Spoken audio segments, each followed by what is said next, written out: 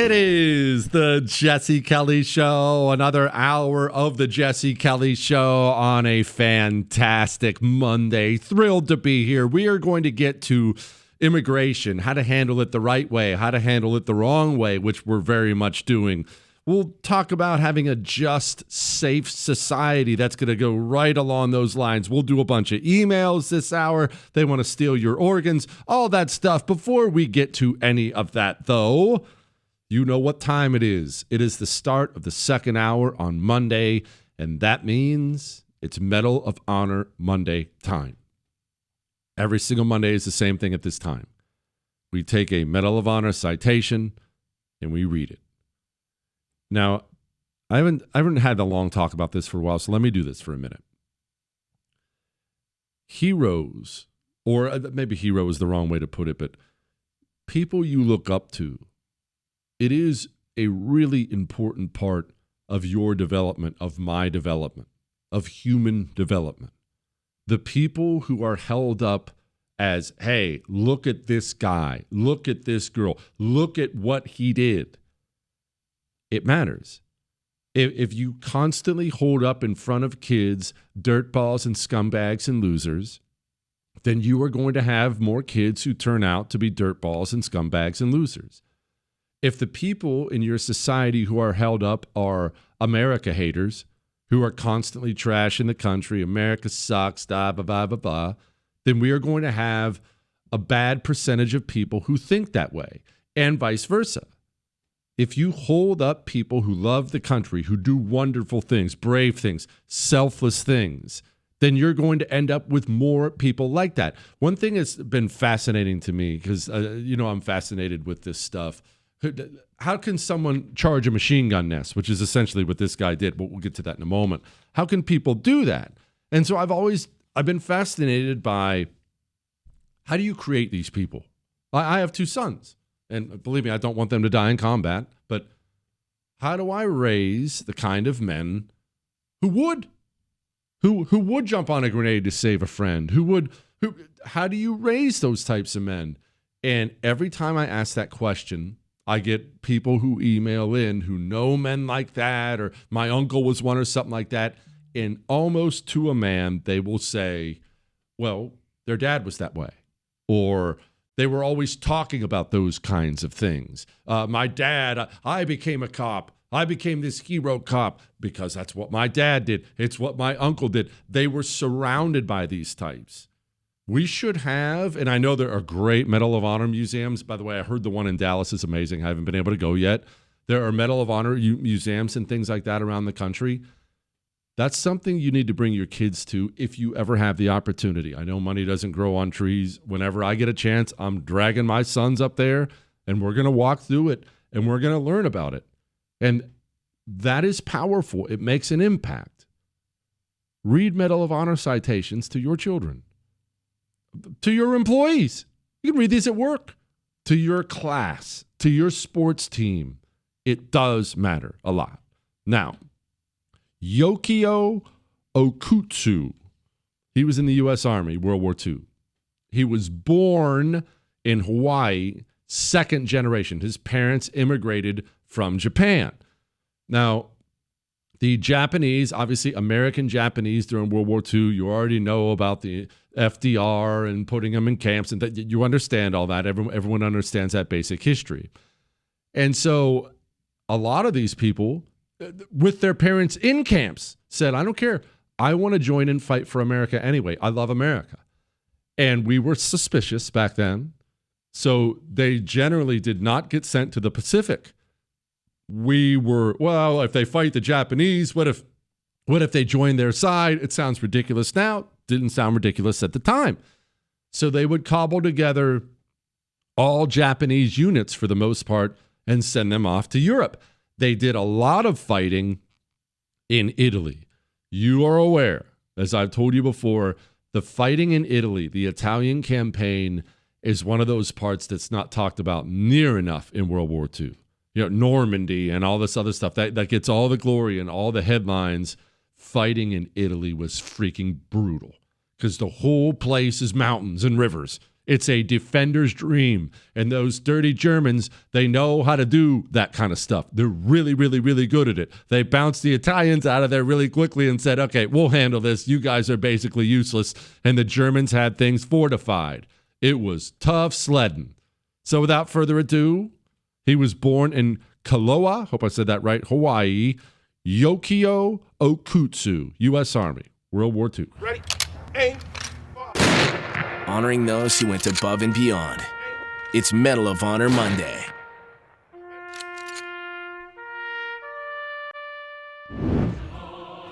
For conspicuous gallantry and intrepidity at risk of his life above and beyond the call of duty, Technical Sergeant Yukio Okutsu distinguished himself by extraordinary heroism in action on the 7th of April, 1945 on Mount Belvedere, Italy. While his platoon was halted by the crossfire of 3 machine guns, Technical Sergeant Okutsu boldly crawled to within 30 yards of the nearest enemy emplacement through heavy fire. He destroyed the position with 2 accurately placed hand grenades, killing 3 machine gunners. Crawling and dashing from cover to cover, he threw another grenade.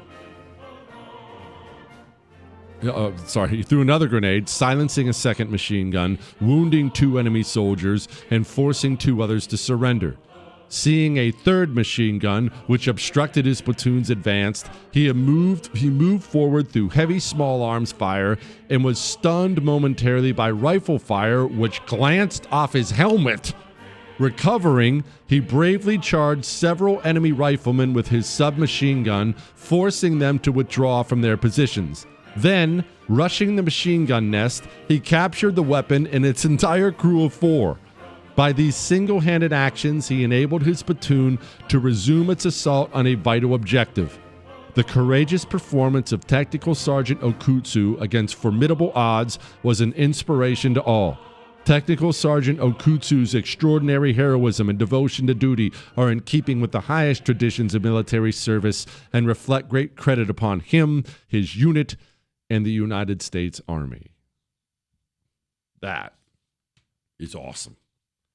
Imagine having a rifle round bounce off your freaking helmet.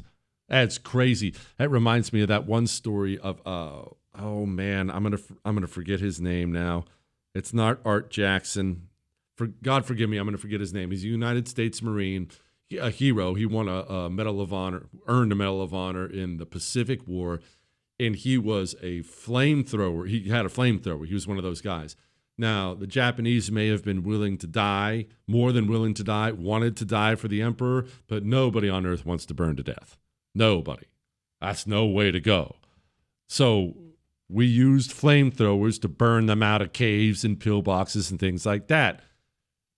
The guys who held the flamethrowers were dead meat most of the time because it's one of those things. It's like a heavy machine gun. Whenever you see one, he's going to get most of the fire because that's the thing you're trying to silence. You're going to try to stop the flamethrower guy. And Woody Williams? Is it Woody Williams, Chris? Herschel Woody Williams. Dang it, nailed it. Anyway, Woody Williams, he talked about, he was a flamethrower guy. He cooked a bunch of Japanese guys in the islands. When he was crawling, he was low crawling with his flamethrower on his back. Bullets were whizzing off of his flamethrower tank. Oh my gosh. What's going through your mind every time you hear a ping and a bullet whizzes off the tank? Actually leads me to this email. Hey, Jesse. Like your show, you're innovative. Don't harp on the same topics everyone else is hashed to death. There's something I note about you that puzzles me. You seem obsessed with the glorification of war and combat. In my opinion, after millennia, mankind should have found a far better, more intelligent, and non-violent way of settling differences or even usurping power. Herald every man is eternally the fall guy, the tool, the indoctrinated victim of those wanting wealth and power, while the power-hungry sit insulated from danger and send nameless, faceless pawns to suffer and die. They make fighting, killing, and dying seem like a glorious act, so they continue to enlist the masses to do their dirty work. Okay, I understand what you're saying. I do. I get that. And I'm not even going to say there's no truth to what you're saying. I admire bravery. Even bravery in a cause that may be a bad one. Maybe there's been dishonesty. Almost always there is in war. Maybe the men who sent the others off to die are cowardly and useless. All those things are true. Everything you just said, they're oftentimes true. But that doesn't take away from the men who do the acts, who do the deeds. I think it's awesome. I think bravery is something that is underrated. It is an admirable trait. And when I find it, I talk about it and I admire it. Now, let's talk about a just society and a brutal night in Boston. Next.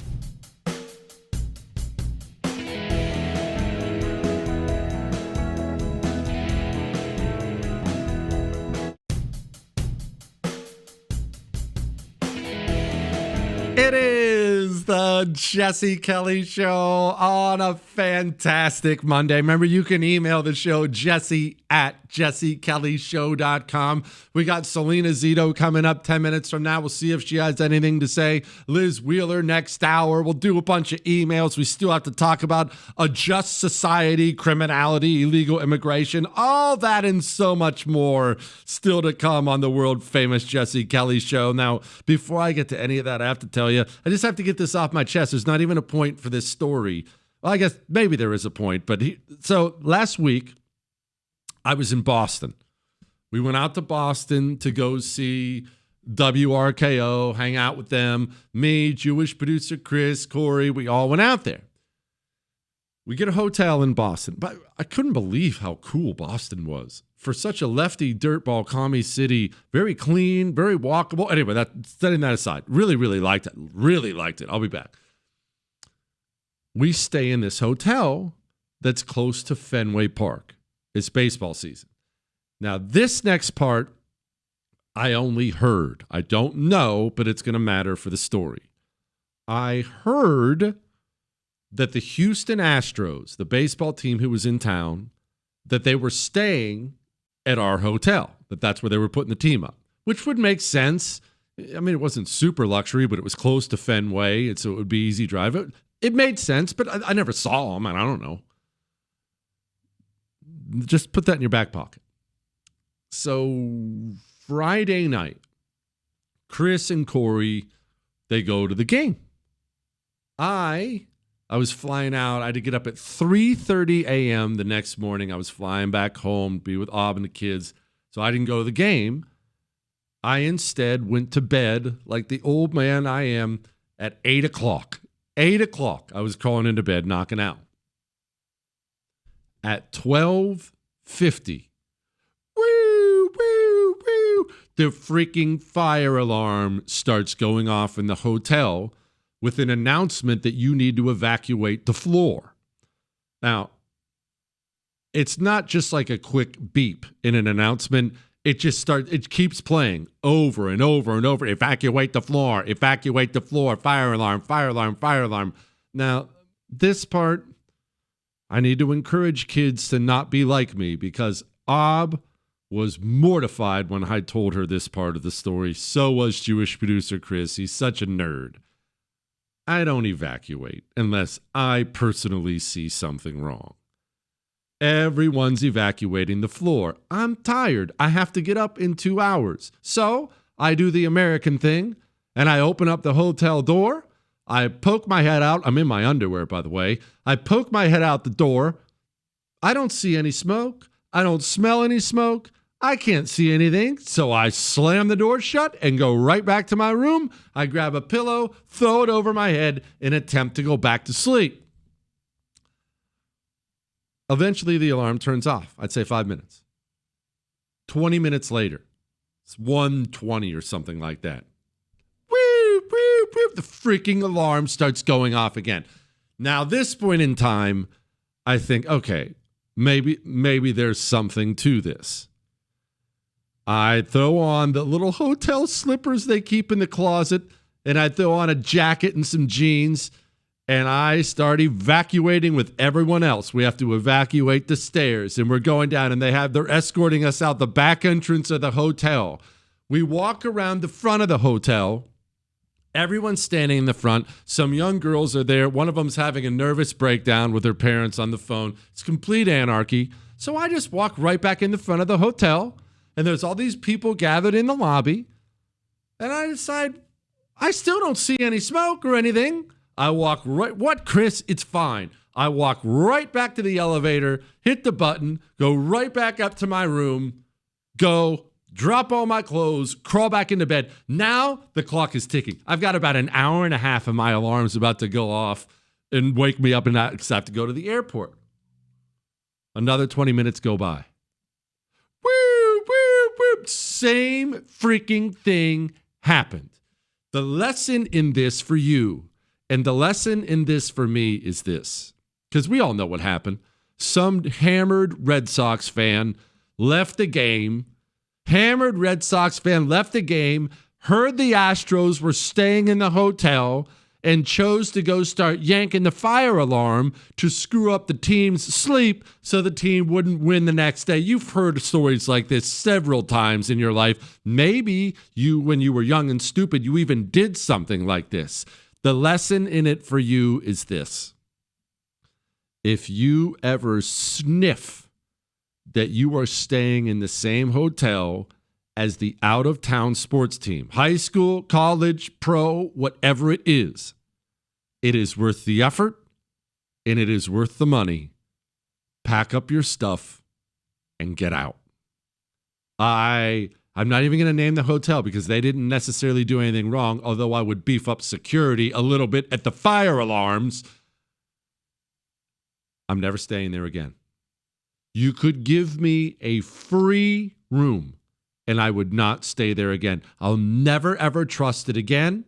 I'm 44 years old. It takes 3 or 4 months to recover from a bad night's sleep now at this point in time. My neck still hurts. You understand what it's like. You never essentially recover. I may die. I'm never staying there again. I love Boston. Never staying there again. Like I said, even if it was a free room, I'd give it to Chris because we all know he would accept the free room. Now let's talk to Salena Zito and find out if this ever happened to her. I don't know. I'm probably not going to ask her that. Let's talk about Middle America.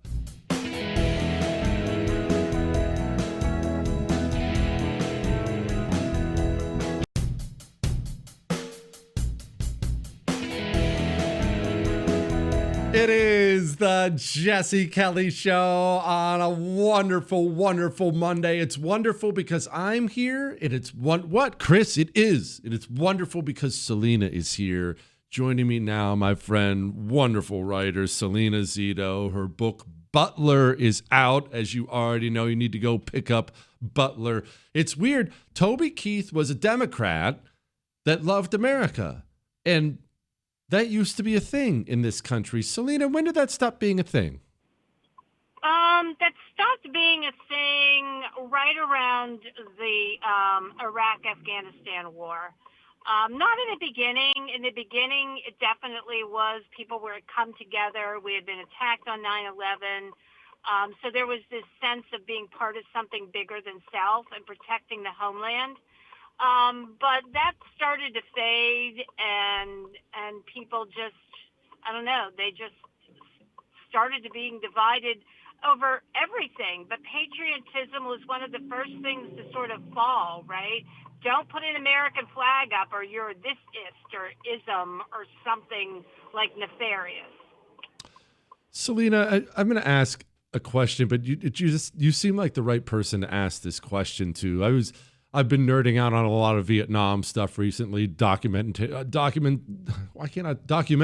and books. I'm so stupid. Documentaries and books and things like that. And the lying to the American people from, yes, the Kennedy administration, but most definitely the LBJ, then Nixon, the lying to the American people of that era looks to me like a huge moment in this country where the American people started to separate from their government. Did I overstate that? No. That's absolutely what happened. That is, at that point, there was it was like a 70% support for the government, belief in the government, faith in the government, but also in journalism. And that moment, the Vietnam War, you combine that with Watergate, and all of a sudden, everything starts to crumble. And the biggest swing away from trust in government, trust in institutions, and trust in journalism started to crumble, and pretty darn quick. If you look at the Edelman trust indicator, it's really, really good. It comes out every year. You can see how much we trusted our government in like 1970, and then how much that fell by 1980. Gosh, that is so sad. Speaking with Salena Zito, author of the book Butler. Okay, Salena, let's focus on today. Texas Democrats are famously, they're going to arrest them, or at least they've called for their arrest, and they flee to Illinois. And the party just, it looks to me, has such a bad brand, and it looks like they don't have any idea how to fix it, or if they do, they're too afraid to fix it. Does that wash with middle America where you spend your time? Well, so I'm old, so I remember them doing this in 2003, running away from Tom DeLay. And it didn't work out. And that wasn't that long ago. I wish people had history books, right? The Democratic Party, their problem is they are unwilling to go back to being more of a champion of the middle of the country. And if you are not championing things that are important to middle class, working class voters, you will not win elections, period. And that's the place they're at right now. What are middle class voters? What is middle America? What are they saying about Trump still? We are long past the honeymoon period here. We're past 6 months in. Are they starting to chafe? Are they as happy as they've ever been? Are they happy or unhappy, and why? Very happy. You see that in particular in states like Pennsylvania and Ohio. I hit the road tomorrow. I'm driving cross country to get more of a feel of the other states. But you see a resurgence in the Rust Belt. I mean, I have spent my career writing about the decline of the Rust Belt. It is very, very different right now. You see manufacturing reshoring. You see the people are worried about AI. I would be one of them. I'm not a robot fan. I saw Space Odyssey 2001, Scarred for Life. However, the building of AI data centers is going to be done in states like Ohio and Pennsylvania and West Virginia and Missouri and Indiana and Michigan, where there's access to clean energy. And those data processing centers, which most of those data processing centers are going to be used for research in universities, but also medical research, right? They're going to need power for that. They're very, very thirsty, and the only power that is going to sustain them, right, that is trustworthy, is nuclear, coal, and natural gas. Are we going to see coal again, coal celebrated again instead of shamed? Because even Republicans don't talk lovingly about coal. They act like we're trying to send the kids back down to the mines. Coal's amazing. Coal's amazing. I'm going down to into a mine in 2 weeks. I'll be following a piece of coal from the bottom of the mine, 1,600 feet straight down, up to the top of the surface, processing center, on a dump truck, on a train, on a tugboat, and into a coal-fired power plant. And that one piece of coal will power an entire Main Street in 7 hours. Speaking with Salena Zito, author of the book Butler. Salena, legal immigration. #1 bestseller, by the way. I'm not surprised. I'm not surprised. Again, the book is Butler. Legal immigration. Obviously, illegal immigration is a pretty obvious thing. American people are against that. Are you noticing, I certainly am, a real chafing against legal immigration now that our legal immigration system has been so abused? Or is that not something people are passionate about? It's not something people are talking about, at least where I'm reporting from. In fact, there's a lot of frustration that it's not more fluid. Migrants coming in, being able to work on farms, then go back home. Those kinds of visas have been very, very difficult to get, and farms rely on them. They're not people that stay here permanently. They come in during the harvest season or the farming season and the calving season, and then they go back home. That has long been something I have talked about, how we need to make that more streamlined and more open, so that those kinds of jobs can be filled if they're not filled by people that live here already. Salena, John Fetterman. Is John Fetterman popular in Pennsylvania? Is he unpopular with Democrats? He'll pop up every now and then and say something sane, which makes him a bit of an abnormality with the Democrat Party today. How do they think about him in Pennsylvania? He's wildly popular in Pennsylvania. Now, not with the far left, but with Democrats and Republicans, grudgingly, and independents. They find him refreshing, and they like that him and McCormick work together really well, which is beneficial for the state overall. Salena Zito, her book is Butler. Thank you so much, Salena. I appreciate it. Thank you very much.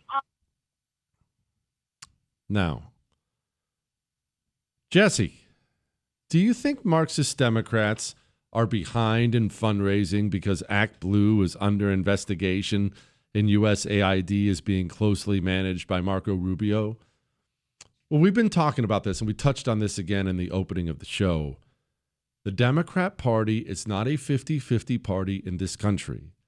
They have appeared to be, because they take vast quantities of your money and they falsely hold up the party with your money. When you get elected as a Democrat, you understand whatever level of treasury you have access to, you have to find a way to open it up and dig your dirty fingers into it and hand it out to other Democrats. All right, let's get back. You know what? I want to talk about one of the creepier articles I've ever read in my life in the New York Times, and that's saying something.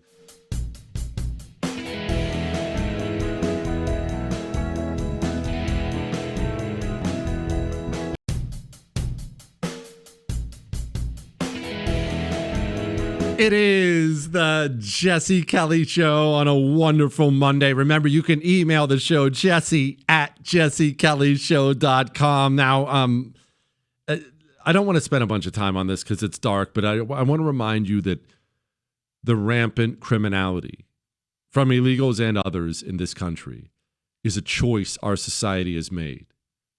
And we know who made these choices. Illegals, lefties, commies, all of them joining forces to protect the evil people and pillage the good people. And if you reside in a place that is completely controlled by communists now, you need to get out. Did you hear the story about this guy in Somalia? Well, not in Somalia. He's from Somalia. He's been in America since 2006. He abducted a 12-year-old girl from her backyard, forced her into his car. I'll skip over the rest, but it did not go well for her. She was assaulted terribly. 12-year-old girl. Imagine the fear. Imagine what she's gone through. He got an extremely light sentence just recently from a Minnesota court after the mosque in his area penned a letter saying he's a devoted family man who just didn't understand the culture.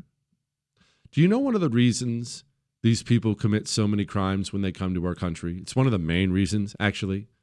It's not just because they come from garbage cultures like Somalia. It's not just that. And Somalia is a putrid, horrible place. It's not only that. It's because they are protected by America's communists when they get here, and they would be way more law-abiding if we threw them in cages the second they stepped out of line. Do you know that? They would be. They do these things not because they don't understand the culture. That's, of course, part of it.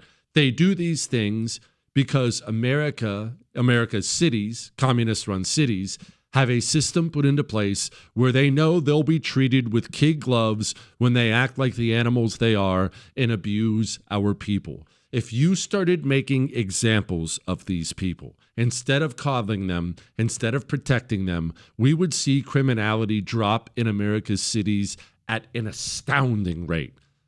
Even the legals, illegals, whoever they are, we started making examples of people. You would find that the people who show up in this country as guests would mind their P's and Q's a whole lot better if they were sent to the cages where they belong as soon as they commit a terrible crime. But instead, because Democrats are the spawn of Satan, they understand wherever they are, wherever Democrats control things, these people, the animals, wherever they're from, foreign or domestic, will be protected at any cost. And that's why the criminality is out of control in blue cities. That's why illegals commit all this crime over and over again in this country, because they are coddled and protected. I'll play you one more, because it's not just foreign, it's domestic too. We talked last week about that group of animals who beat up those people after a jazz festival in Cincinnati. And the police chief came out and yelled at you and me for posting about it on social media. Their mayor, the mayor of Cincinnati, let me see, what's his name again? Aftab Puraval. I wonder what part of Cincinnati he's from. He's the mayor of Cincinnati. He was asked, the lady who was beaten unconscious, have you maybe reached out or anything like that? I have not. I mean, look, again, this was a fight. It was a horrific fight. But as council member and others have said, we have significant other public safety challenges. We have children who are far too often the victims of gun violence. We have oftentimes far too often the perpetrators of gun violence being children. We have violent crime like every other major city across the nation. Of course, he has to turn it into a communist talking point. Maybe you remember the police chief. Remember what she said afterwards? Social media and journalism and the role it plays in this incident. And yes, guys, that's you. That is you.